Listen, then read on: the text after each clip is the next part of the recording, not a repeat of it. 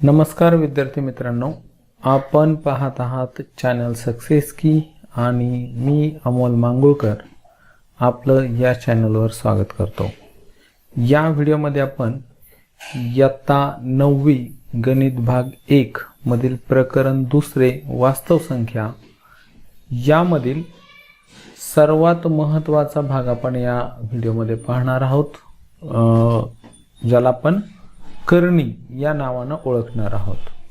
म्हणजे कर्णी संख्या किंवा अपरिमेय संख्या ज्या आहेत त्या संख्यांचा अभ्यास आपल्याला या भागामध्ये करायचा आहे। तर चला आपण सुरुवात करूया। इथं धनपरिमेय संख्येचे मूळ किंवा त्याचं आता धनपरिमेय संख्या जी आहे, उदाहरणार्थ समजा 3 असेल, 5, 7, 9, या संख्यांना आपण धनपरिमेय संख्या म्हणतो किंवा 3/11 ऋण 7/12 वगैरे या सर्व काय या परिमेय संख्या आहेत। आणि यामध्ये आपण विशेषतः आता धनपरिमेय संख्यांचा विचार करणार आहोत। तर मग धनपरिमेय संख्येचं मूळ कसं निघतं, तर त्यासाठी आपल्याला इथं सांगितलंय बघा, जर x वर्ग बरोबर 2 आहे, x वर्गची किंमत जर 2 असेल तर x बरोबर कर्णित 2 किंवा x बरोबर ऋण कर्णित 2 असतो।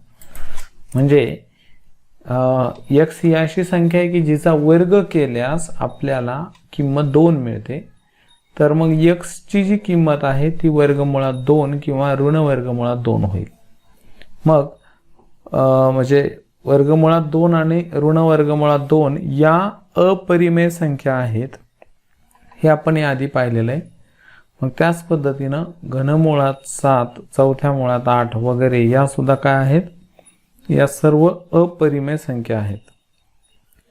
मग थोडक्यात इथं n धनपूर्णांक संख्या असून n ही काय असेल, धनपूर्णांक संख्या असेल आणि x चा n वा घात बरोबर a होत असेल तर x हे a चे n वे मूळ आहे असे म्हणतात। म्हणजे पहा या ठिकाणी काय आहे, a ही धनपूर्णांक संख्या असून x चा n वा घात a होत असेल तर मग a काय असतं, a हे x या संख्येचं n व मूळ असतं।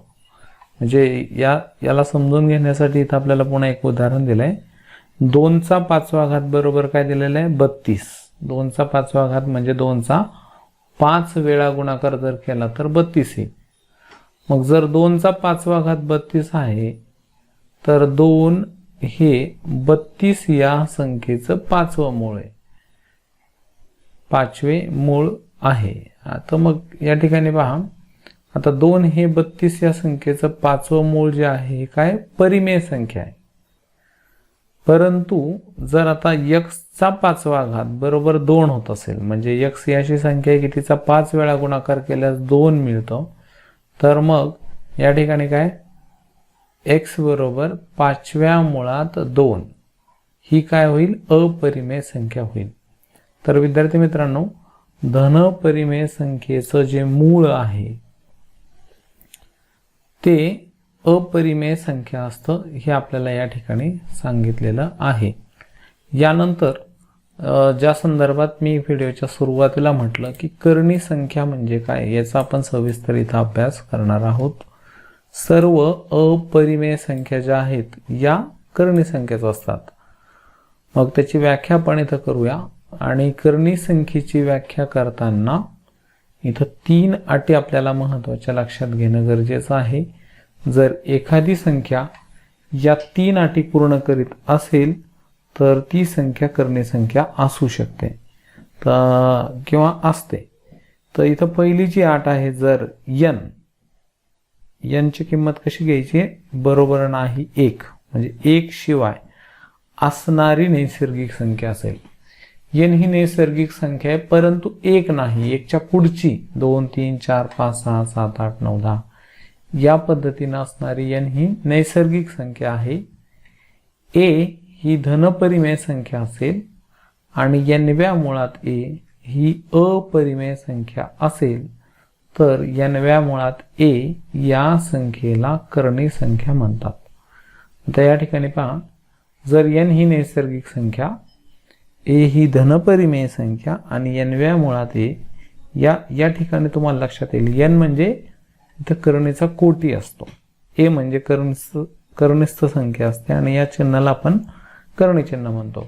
तर मग या 3 अटी पूर्ण करणारी एखादी संख्या आपण बघूया. समजा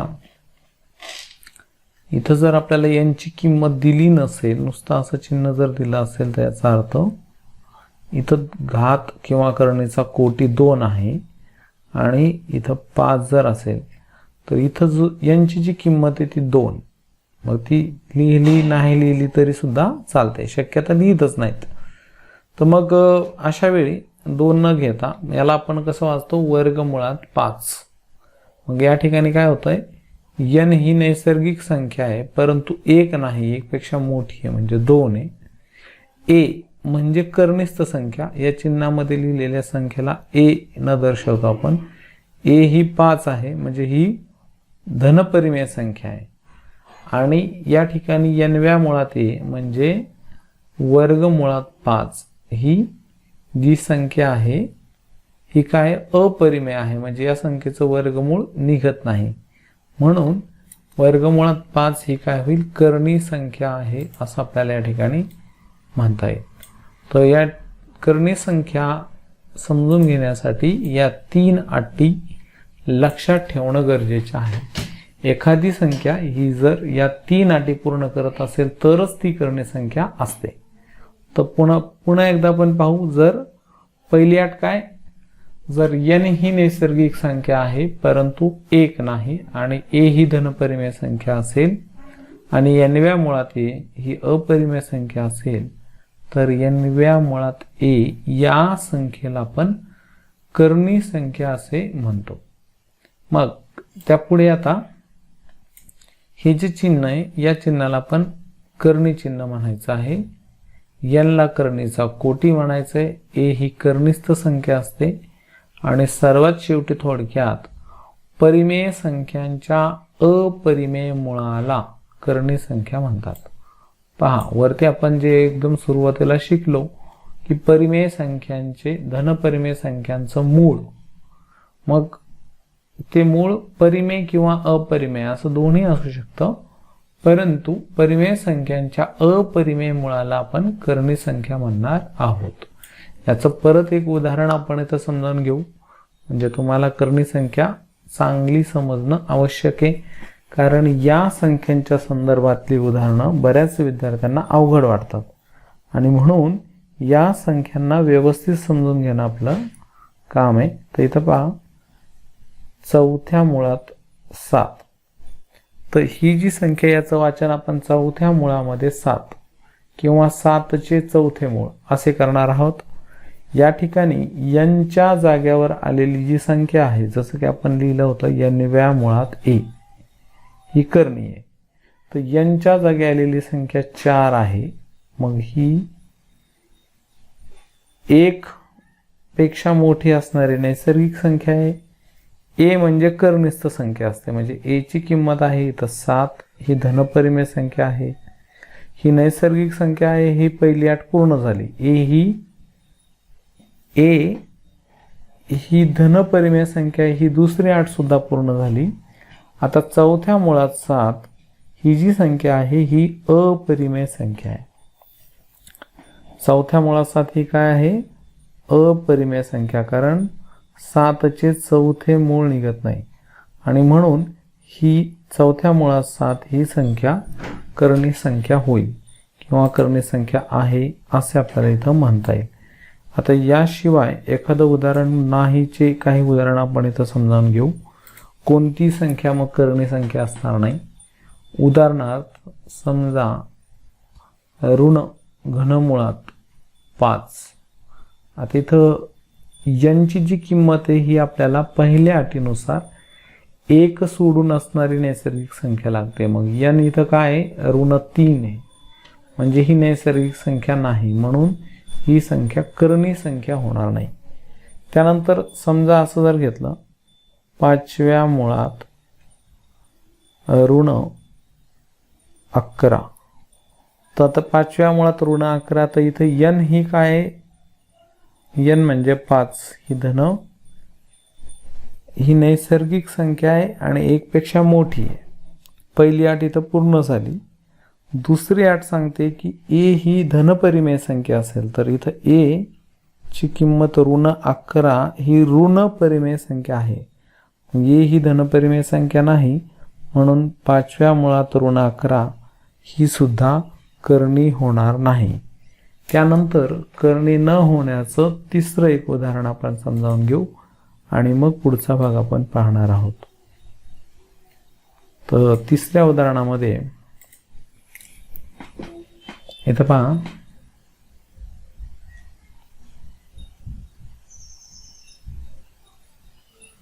घनमुळात 27.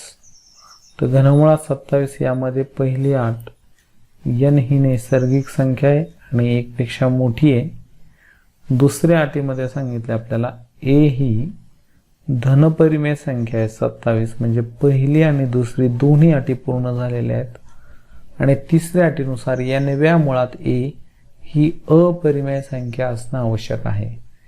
n व्या मुळात a म्हणजे घनमुळात 27 ही अपरिमेय संख्या पाहिजे, परंतु घनमुळात 27 बरोबर काय होईल 3, म्हणजे 27 हा 3 या संख्येचा घन आहे. 3 गुणिले 3 बरोबर 9 आणि 9 गुणिले 3 म्हणजे 27. याचा अर्थ 27 ही संख्या 3 या संख्येचा घन आहे. म्हणून 27 चे घनमूळ 3 ही काय परिमेय संख्या आहे. म्हणजे आपली जी तिसरी अट आहे n व्या मुळात a ही अपरिमेय संख्या असणं आवश्यक आहे, पण ही तिसरी अट इथं पूर्ण झालेली नाही. ही काय आहे परिमेय संख्या आहे आणि म्हणून इथं तिसरी अट पूर्ण होत नाहीये. म्हणून घनमुळात 27 ही संख्या करणी संख्या होणार नाहीये. तर या ठिकाणी करणी होण्यासाठी ज्या 3 अटी आहेत या तिन्ही अटी आपल्याला पूर्ण होणं आवश्यक आहे, तरच ही संख्या करणी संख्या होऊ शकते, अन्यथा नाही. तर ठीक आहे, इथं पहा या चिन्हाला आपण करणी चिन्ह म्हणतो. n ला करणीचा कोटी म्हणायचे. a ही करणीस्थ संख्या असते आणि इथं परिमेय संख्यांच्या अपरिमेय मुळाला आपण करणी संख्या म्हणतो. आता या ठिकाणी परत पुढे आपल्याला शिकायचे आहेत करणीचे नियम. करणीचे नियम हे घातांकाच्या नियमासारखेच आहेत. याआधी आपण 8वीला असताना घातांकाचे नियम शिकलो. त्याच प्रकारे इथं आपल्याला करणीचे नियम जवळजवळ दोन्हींमध्ये बरंच साम्य आहे, तर ते इथं समजावून घ्यायचं आहे. इथं पहा, करणीचा पहिला नियम आहे n व्या मुळामध्ये a चा n वा घात, n व्या मुळात a चा n वा घात किंवा n व्या मुळात a आणि कंसाचा इथे n वा घात दिलेला आहे आणि इथं काय दिलंय n व्या मुळात a चा n वा घात आहे. मग या दोन्हींची किंमत जर समजा करणीचा कोटी आणि त्या करणीचा घात किंवा करणीस्थ संख्येचा घात समान असेल तर ते मूळ आणि घात दोन्हीही निघून जातात आणि उत्तर करणीस्थ संख्या असते. याचं उदाहरण परत आपल्याला इथं समजून घेता येईल. इथं पहा, समजा इथं चौथ्या मुळात 7 चा चौथा घात म्हणजे कंसाचा चौथा घात किंवा चौथ्या मुळात आता 7 ला चौथा घात दिला तर करणीचा कोटी आणि कंसाचा घात किंवा करणीचा कोटी आणि करणीस्थ संख्येचा घात समान आहे, म्हणून इथे करणी चिन्ह आणि घात दोन्ही निघून जाईल म्हणजे उत्तर असेल 7. तर हा आहे पहिला नियम, लक्षात घ्या. त्यानंतर दुसरा जो नियम आहे n व्या मुळात a गुणिले n व्या मुळात b बरोबर n व्या मुळात ab. याचा अर्थ काय, जर दोन अपरिमेय संख्यांचा किंवा करणी संख्यांचा गुणाकार करताना जर त्यांचा कोटी समान असेल आणि त्यांची करणीस्थ संख्या भिन्न असली तरी चालेल. उदाहरणार्थ समजा इथं 5व्या मुळात 4 आणि गुणिले 5व्या मुळात 2, तर या दोन्हींचा गुणाकार करताना दोन्हींचा कोटी 5 समान आहे म्हणून इथं लिहू आपण 5व्या मुळात 4 गुणिले 2 म्हणजेच 5व्या मुळामध्ये 8. तर हे त्याचं उत्तर होईल. जर समजा करणीचा कोटी भिन्न असेल आणि कनिष्ठ संख्या जर समान असेल तर हा नियम इथं लागू होणार नाहीये. उदाहरणार्थ 5व्या मुळात 4 गुणिले घनमुळात 2 किंवा घनमुळात 4 घेतले आपण, तर इथं कनिष्ठ संख्या समान आहे पण करणीचा कोटी भिन्न आहे आणि म्हणून हा नियम इथं लागणार नाही. त्यासाठी आपल्याला दोन्ही करणींचा कोटी जो आहे तो समान लागतो. कनिष्ठ संख्या भिन्न असल्या तरी चालतील. तर मग काय करतो आपण, जर करणीचा कोटी दोन करणींचा कोटी समान असेल आणि त्यांचा गुणाकार करायचा असेल तर एकाच मुळामध्ये दोन्ही कनिष्ठ संख्यांचा गुणाकार करतो आणि जे काही उत्तर येईल ते पुढं लिहित असतो. त्यानंतर तिसरा जो नियम दिलाय हा भागाकाराच्या संदर्भात आहे. भागाकाराच्या संदर्भात दिलेला नियम n-व्या मुळात a भागिले n-व्या मुळात b म्हणजे आणि बरोबर n-व्या मुळात a छेद b. म्हणजे जर दोन अंशातील करणीचा कोटी आणि छेदातील करणीचा कोटी समान असेल तर एकच करणी चिन्ह घेऊन आपण त्या दोन्ही अंश आणि छेदाचा भागाकार करू शकतो. इथं उदाहरण घेतल्यास घनमुळात 8 न घेता आपण घनमुळात 10 घेऊ आणि छेद घनमुळात 5. मग इथं पहा दोन्हींचं घनमूळ दिलंय म्हणजे करणीचा कोटी समान आहे आणि म्हणून आपल्याला घनमूळ एकदा घ्यायचं आहे आणि घनमुळात 10/5 बरोबर घनमुळात 2 म्हणजे 10ला 5 ने भाग दिला तो उत्तर येईल घनमुळात 2. तर हा झाला करणीचा तिसरा नियम. हे नियम आपल्याला चालू अभ्यासक्रमामध्ये पुस्तकात नाही दिलेले परंतु तुमचा अभ्यास परिपूर्ण व्हावा यासाठी मी हे सगळं घेतोय. अतिशय सविस्तर आपण या ठिकाणी सगळे प्रकरण पाहत आहोत, सगळे प्रश्नसंच सुद्धा आपण घेत आहोत. तर चौथा जो नियम आहे m-व्या मुळामध्ये a चे n-वे मूळ किंवा m-व्या मुळात n-व्या मुळात a असं जरी वाचलं तरी चालेल किंवा याच्या उलट n-व्या मुळात a चे m-वे मूळ जर दिलं असेल तर मग अशा वेळी आपण दोन्ही करणींच्या कोटी जो दिलेला आहे त्यांचा गुणाकार करतोय आणि कनिष्ठ संख्या तशीच राहते. म्हणजे इथं पहा, इथं बारकाईनं जर निरीक्षण केलं तुम्ही तर लक्षात येईल की इथं करणी दोनदा वापरलेली आहे. सुरुवातीला आलं m-व्या मुळामध्ये a चे n-वे मूळ दिलेले आहे. इथं आपण संख्या घेऊन समजावून घेऊ. 5व्या मुळात इथं 10 चे घनमूळ असं दिलं असेल किंवा घनमुळात 10 चे 5वे मूळ असं दिलं असेल तर मग अशा वेळी आपण काय करणार, इथं पहा कोणतीही कोटी म्हणजे बाहेर दिलेली कोटी 5 आणि आत दिलेली 3 असेल किंवा बाहेर दिलेली 3 असेल आणि आत दिलेले 5 असेल, कनिष्ठ संख्या मात्र सेम आहे 10 आहे. तर मग अशा वेळी काय करू आपण, त्या कोटीचा गुणाकार करायचा आहे. 3 गुणिले 5व्या मुळात 10 म्हणजे 3 गुणिले 5 म्हणजे काय होईल 15व्या मुळात 10. अशा पद्धतीने आपल्याला उत्तर निघणार आहे. म्हणून लक्षात घ्यायचंय जर दोनदा मूळ दिलेला असेल तर त्या मुळांचा गुणाकार करून कनिष्ठ संख्या तशीच ठेवायची असते. तर हा होता करणीचा चौथा नियम. यानंतर 5व्या नियमामध्ये 5वा जो नियम आपल्याला इथं दिलाय m-व्या मुळामध्ये m-व्या मुळात a चा n-वा घात जर दिला असेल तर इथं पहा मग पुढं m-p-व्या मुळामध्ये a चा n-p-वा घात म्हणजे काय, थोडक्यात एखाद्या करणी संख्येचा जो कोटी आहे आणि कनिष्ठ संख्येचा जो घात आहे, इथं समजा आपण घेतलं घनमुळात 5चा वर्ग.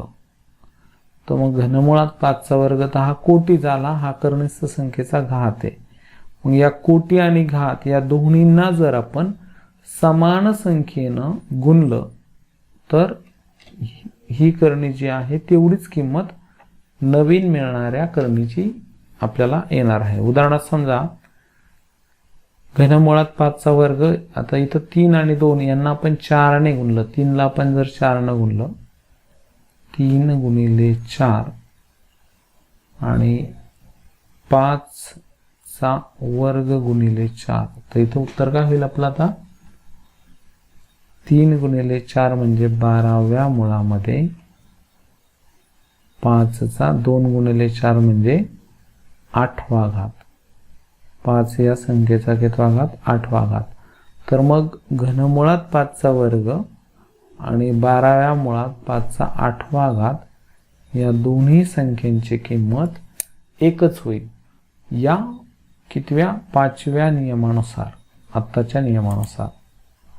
तर आणि याच्या उलटही होऊ शकतं, म्हणजे असंही होऊ शकतं की जर या 12व्या मुळात 5चा 8वा घात याला जर आपण समान संख्या 4 ने भाग दिला तरी मिळणारी जी करणी आहे ती सुद्धा आपल्याला काय मिळणार आहे? समान मिळणार आहे. यानंतर आता शेवटचा एक नियम आहे तो इथं आपण पाहूया. शेवटचा 6वा नियम जो दिलाय, यमव्या मुळामध्ये एचा n-वा घात बरोबर यमव्या मुळामध्ये, पहा लक्षात घ्या, यमव्या मुळात एचा n-वा घात म्हणजेच यमव्या मुळात ए, यमव्या मुळात ए आणि कंसाचा n-वा घात. मग याला संख्येच्या स्वरूपात घेतल्यास घनमुळात 4चा 5वा घात अशी जर मांडणी आहे तर या मांडणीला आपण घनमुळात 4 आणि कंसाचा 5वा घात असंही लिहू शकतो. तर एकंदरीत हे अतिशय महत्त्वाचे करणीवरील क्रिया करत असताना, अपरिमेय संख्यांवरील उदाहरणं सोडवताना हे करणीचे नियम आपल्याला अत्यंत उपयोगाला येणार आहेत. याशिवाय तुम्हाला त्या क्रिया व्यवस्थित करता येणार नाही. तर यानंतर त्यापुढे आहे करणींचे प्रकार. तर करणींचे एकूण 2 प्रकार आहेत. त्यामध्ये नंबर 1 मिश्र करणी आणि नंबर 2 शुद्ध करणी. तर मिश्र करणी कशाला म्हणायचे हे आपण इथं समजावून घेणार आहोत. के n-व्या मुळात ए या स्वरूपाची करणी जेथे के ही परिमेय संख्या आहे, के घटक आहे क्यूचा, म्हणजे के काय आहे? परिमेय संख्या आहे. आणि के बरोबर नाही 0, के ची किंमत जर 0 नसेल, त्याचबरोबर के बरोबर नाही +1 तर तिला आपण मिश्र करणी असे म्हणतो. तो मिश्र करणी म्हणजे थोडक्यात काय, जेव्हा करणीचे 2 अवयव, करणीला 2 अवयव म्हणजे इथं पहा समजा अशा स्वरूपाची मांडणी 4 घनमुळात 5, तर यामध्ये 4 हा पहिला परिमेय अवयव आहे करणीचा आणि घनमुळात 5 हा करणीचा अपरिमेय अवयव आहे. मग असे 2 जर अवयव दिले असतील आणि के ची किंमत इथं काय आहे? 4 आहे. 4 याचा अर्थ के ही काय? परिमेय संख्या असेल आणि ती शून्यत्तर परिमेय संख्या असेल आणि ती जर +1 नसेल, त्यापेक्षा भिन्न असेल, म्हणजे के ची किंमत 0 +1 आणि +1 सोडून बाकीच्या कोणतीही परिमेय संख्या असेल. उदाहरणार्थ समजा √3/7 आणि 4थ्या मुळात 11, ही सुद्धा काय होईल? मिश्र करणी. ही पण मिश्र करणी. तर या करणीला आपण मिश्र करणी म्हणतोय. म्हणजे जर पहिला अवयव हा परिमेय संख्या असेल आणि दुसरा अवयव अपरिमेय असेल तर अशा स्वरूपाच्या करणीला मिश्र करणी असे म्हणतात. त्याची उदाहरणं आपण खाली इथं घेतलेली आहेत. इथं पहा, मिश्र करणीच्या उदाहरणांमध्ये 2 घनमुळात 5 ही मिश्र करणी आहे. 4 चौथ्या मुळात 10, √3 वर्गमुळात 5, 3/5 वर्गमुळात 13 या सर्व काय आहेत, मिश्र करणी आहेत. त्यानंतर दुसरा जो प्रकार आपल्याला करणीचा दिलेला आहे तो म्हणजे शुद्ध करणी. शुद्ध करणी म्हणजे काय, जेव्हा करणीचा पहिला अवयव जो आहे तो परिमेय संख्या असून धन 1 किंवा ऋण 1 असेल तर त्यावेळी त्याला आपण शुद्ध करणी म्हणतो. म्हणजे इथं आपण काय घेतलेलं आहे पहा, के n मुळात a या स्वरूपाची करणी जेथे के ही परिमेय संख्या असून ती शून्य नाही, पण के ची किंमत आपल्याला अधिक किंवा वजा 1 यामधूनच घ्यायची, तर मग अशा मांडणीला आपण शुद्ध करणी असे म्हणतो. उदाहरणार्थ वर्गमुळात 7 घनमुळात 5 ऋण घनमुळात ऋण 5व्या मुळात 12 ऋण 5व्या मुळात 12 किंवा समजा इथं पहा ऋण 4थ्या मुळात 20. इथं जो पहिला अवयव आहे के ची जी किंमत आहे ती ऋण 1 आहे आणि इथं 4थ्या मुळामध्ये 20 ही अपरिमेय, म्हणजे पहिला परिमेय अवयव धन 1 किंवा ऋण 1 लागेल आणि दुसरा अवयव हा अपरिमेय लागेल आणि इथं दिलेला नसतो. उदाहरणार्थ समजा आपण असं लिहितो की घनमुळात 10, तर मग इथं 1 दिलेलं नाहीये, परंतु पहिला अवयव 1 आहेच असं आपण गृहीत धरायचंय आणि दुसरा अवयव ही अपरिमेय संख्या आहे, म्हणून या करणीला आपण शुद्ध करणी असे म्हणतो. तर या ठिकाणी पहा मित्रांनो, करणीचे हे दोन जे मुख्य प्रकार आहेत, करणीचे नियम आणि करणीची व्याख्या, तर इथं आपण बघितलेली आहे. त्यानंतर आपल्याला पुढचा भाग बघायचा आहे करणीच्या संदर्भात, करणीचे सोपे रूप. तर कोणतीही करणी आपल्याला सोप्या रूपामध्ये लिहिता येते. तर पहा इथे कधी कधी करणी संख्यांना सोपे रूप देता येते, जसं वर्गमुळात 48 या करणीसाठी काय केलेलं आहे बघा, वर्गमुळात 48, तर 48 या संख्येचे अवयव आपण घेतलेले आहेत. अशा पद्धतीनं दोन संख्या शोधल्या की ज्यांचा गुणाकार 48 येईल आणि त्या दोन अवयवांपैकी एका अवयवाचं वर्गमूळ निघणार आहे, कारण 48 वर्गमुळात दिलेले आहेत. तर मग 16 गुणिले 3 म्हणजे 48, तर 16चं वर्गमूळ निघतंय. आणि मग इथं आपण करणीच्या नियमानुसार आता एकाच मुळामध्ये करणीत 16 म्हणजे करणीत 16 गुणिले 3 येतं, मग आपण 16 आणि 3 यांना स्वतंत्र करणी घेतली, त्यांचा गुणाकार दाखवला आणि मग 16चं वर्गमूळ जे 4 करणीत 3. म्हणजे पहा इथं करणीत 48 होते, तर आपण इथं काय केलं, वर्गमुळात 16 गुणिले 3 आणि 16चं जे वर्गमूळ आहे ते आता स्वतंत्र घेतलं आणि 3चं वर्गमूळ स्वतंत्र घेतलं. तर 16चं जे वर्गमूळ आहे ते आहे 4 गुणिले करणीत 3. तर या पद्धतीनं हे त्या करणीचं सोपं रूप होईल. त्यानंतर 98 म्हणजे करणीत 98 या संख्येचं जे सोपं रूप आहे ते कसं घेतलेलं आहे ते आपण इथं समजावून घेऊ. तर करणीत 98 या संख्येला एकाच करणीत घेऊन 98चे आपण अवयव घेतलेले आहेत 49 गुणिले 2.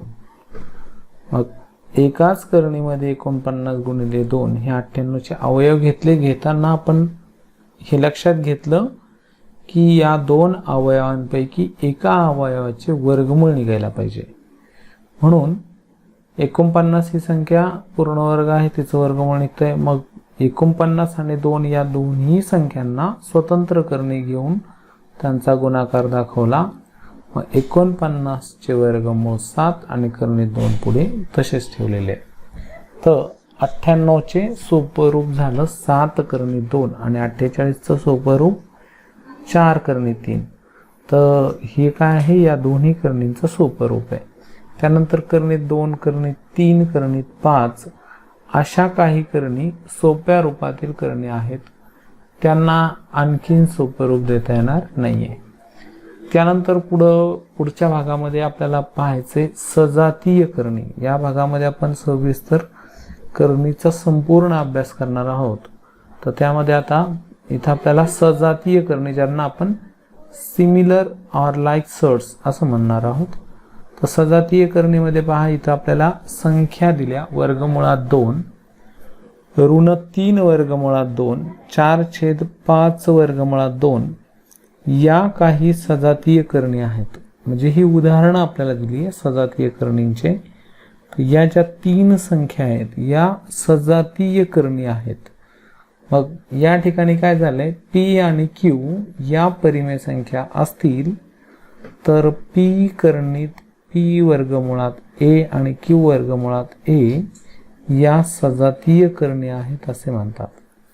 तर पी आणि क्यू या परिमेय संख्या असतील म्हणजे या काय आहेत, थोडक्यात या मिश्र करणी असतील आणि त्यांचा पहिला अवयव हा जर परिमेय संख्या असेल आणि दुसरा अवयव हा जर समान अपरिमेय संख्या असेल. उदाहरणार्थ इथं चौथ्या मुळात म्हणजे 4 वर्गमुळात 7 आणि ऋण 10/8 ऋण 10/7 घेऊ आणि वर्गमुळात 7. तर या ठिकाणी काय झालंय, पी ची किंमत आपण घेतली आहे 4, क्यू ची किंमत घेतली ऋण 10/7 आणि अपरिमेय संख्या ऋण 7 आहे. तर मग अशा वेळी काय होत आहे, जर या पी व क्यू या परिमेय संख्या असून पी करणीतीय आणि क्यू करणीतीय या सजातीय करणी आहेत असे म्हणतात.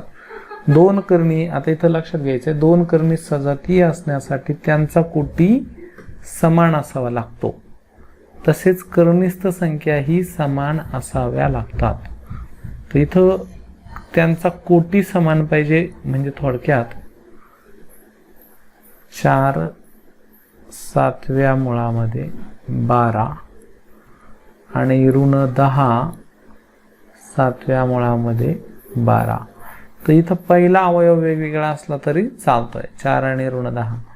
पण इथं दुसरा अपरिमेय अवयव जो आहे त्यामध्ये कोटी दोन्हींचा 7 आहे आणि करणीस्थ संख्या सुद्धा 7च आहे. तर इथं जर आपण 12च्या ऐवजी समजा 14 जर घेतली असती तर ही 4/7 मुळात 12 आणि ऋण 10/7 मुळात 14, तर या सजातीय करणी झाल्या नसत्या. तर आपल्याला इथं अपरिमेय अवयव जो आहे हा समान लागतो आधीच्या सारखा, तर त्या सजातीय करणी होतील. त्यानंतर पुढचा जो भाग आहे करणींची तुलना. 2 करणींची तुलना करताना म्हणजे त्यांचा क्रमसंबंध ठरवताना जर n-व्या मुळात ए आणि n-व्या मुळात बी या 2 करणींची तुलना खालीलप्रमाणे आपल्याला करता येईल. तर पहिल्या अटीत सांगितलंय, पहिल्यांदा जर ए आणि बी या समान संख्या असतील तर ए चे n-वे मूळ आणि बी चे n-वे मूळ सुद्धा समान असते. म्हणजे दिलेल्या संख्या जर सारख्या असतील आणि त्या समान मुळामध्ये असतील तर त्या सारख्याच होतील. उदाहरणार्थ समजा आपण दोन्ही संख्या समान ए ची आणि बी ची किंमत समजा घेतली आपण 4, ए बरोबर बी बरोबर 4 किंवा 4 बरोबर ए बरोबर बी, आणि मग घनमुळात 4 बरोबर घनमुळात 4 सारख्याच मुळात 4 जर लिहिल्या तर ही समान संख्या होईल. 2 संख्या समान असतील तर त्यांचं घनमूळ समान असतं. नंबर 2, जर ए मोठे असेल बी पेक्षा तर ए चं n-वं मूळ हे बी च्या n-व्या मुळापेक्षा मोठं असतं. उदाहरणार्थ 7 मोठे आहेत 3 पेक्षा, 7 जर 3 पेक्षा मोठे आहेत तर मग 7 चे घनमूळ, मूळ मात्र आपल्याला सारखंच ठेवायचं आहे. 7 चं घनमूळ मोठं आहे 3 चे घनमूळ. त्याच पद्धतीनं समजा इथं जर असं लिहिलं असतं की 7 चे घनमूळ आणि 3 चे चौथे मूळ, तर चालणार नाही. आपल्याला दोन्ही करणीस्थ संख्यांची तुलना करायची आधी. मग 7 मोठे 3 पेक्षा आणि दोन्हींचा कोटी समान लागतो म्हणजे त्या सजातीय करणी लागतात. त्यांची तुलना करण्यासाठी जर दिलेल्या करणी सजातीय करणी असतील तरच त्यांची तुलना होणं शक्य आहे, अन्यथा नाही. मग त्यानंतर नंबर 3 तिसरा नियम आहे, जर ए लहान बी पेक्षा आहे ए ही संख्या बी पेक्षा लहान आहे, उदाहरणार्थ 8 लहान आहे 15 पेक्षा, तर 8 चे 5वे मूळ जर घेतलं आपण, 5व्या मुळात 8 हे 15च्या 5व्या मुळापेक्षा लहान असेल. त्यानंतर घनमुळात 8 हे लहान आहे घनमुळात 15 पेक्षा. तर या पद्धतीनं तर हे आहेत करणीच्या तुलना करण्याचे 3 नियम. आणि सगळ्यात शेवटी करणीचे परिमेयकरण. परिमेयकरण याचा अर्थ करणी ही अपरिमेय संख्या आहे हे तर आपण समजावून घेतलंय. मग त्या अपरिमेय संख्येला परिमेय संख्येमध्ये रूपांतरित करण्यासाठी करणीचे परिमेयकरण करणं आवश्यक असतं.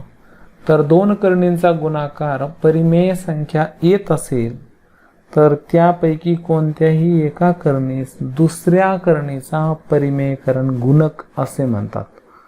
उदाहरणार्थ पाहायचं झाल्यास, समजा इथं आपण घेतलं घनमुळात किंवा वर्गमुळात 32 आणि गुणिले वर्गमुळात 2. तर वर्गमुळात 32 गुणिले वर्गमुळात 2 करणीच्या नियमानुसार आता यांना समान कोटी समान आहे म्हणून करणीस्थ संख्यांचा गुणाकार करायचा 32 गुणिले 2. मग इथं वर्गमुळात 64, मग 64चं वर्गमूळ 8. तर या 2 करणींचा गुणाकार परिमेय संख्या आलेला आहे आणि म्हणून वर्गमुळात 32 व वर्गमुळात 2 या दोन्ही संख्या परस्परांचे परिमेयकरण गुणक आहेत. त्यानंतर इथं समजा वर्गमुळात 2 गुणिले वर्गमुळात 2 बरोबर वर्गमुळात 4 होईल आणि 4चं वर्गमूळ 2 म्हणजे कर्णित 2 आणि कर्णित 2 या सुद्धा काय आहेत, परस्परांचे परिमेयकरण गुणक आहेत. परिमेयकरण गुणक म्हणजे काय, जर 2 करणींचा गुणाकार 2 अपरिमेय संख्यांचा गुणाकार जर परिमेय संख्या येत असेल तर त्या करणींना परस्परांचे परिमेयकरण गुणक असे म्हणतात. आणि यानंतर मित्रांनो आपण पाहणार आहोत करणी या प्रकारावर आधारित असणारा सराव संच. तर या भागामध्ये आपण करणीचा सविस्तर अभ्यास, जे पॉइंट आपल्याला पुस्तकामध्ये दिले आहेत ते आणि जे वगळलेले आहेत, जे दिले नाहीत पण समजून घेणं महत्त्वाचं होतं, ते सुद्धा पॉइंट आपण या भागामध्ये शिकलो आहोत. या भागाला पुन्हा पाहून हा जर भाग पक्का केला तर करणी संख्यावर आधारित असणारे कोणतंही उदाहरण तुम्हाला नक्की सोडवता येईल. हा व्हिडिओ तुम्हाला कसा वाटला कमेंटच्या माध्यमातून नक्की कळवा. आवडल्यास जरूर लाईक करा, आपल्या मित्रांना शेअर करा. आत्तापर्यंत आपण चॅनल सबस्क्राईब केलं असेल तर त्यासाठी धन्यवाद. नसेल केलं तर असे अनेक महत्त्वाचे आणि संपूर्ण अभ्यासक्रमाचे व्हिडिओ पाहण्यासाठी चॅनलला सबस्क्राईब करा आणि बेल बटन दाबा, ज्यामुळे तुम्हाला नवीन व्हिडिओची माहिती मिळत राहील.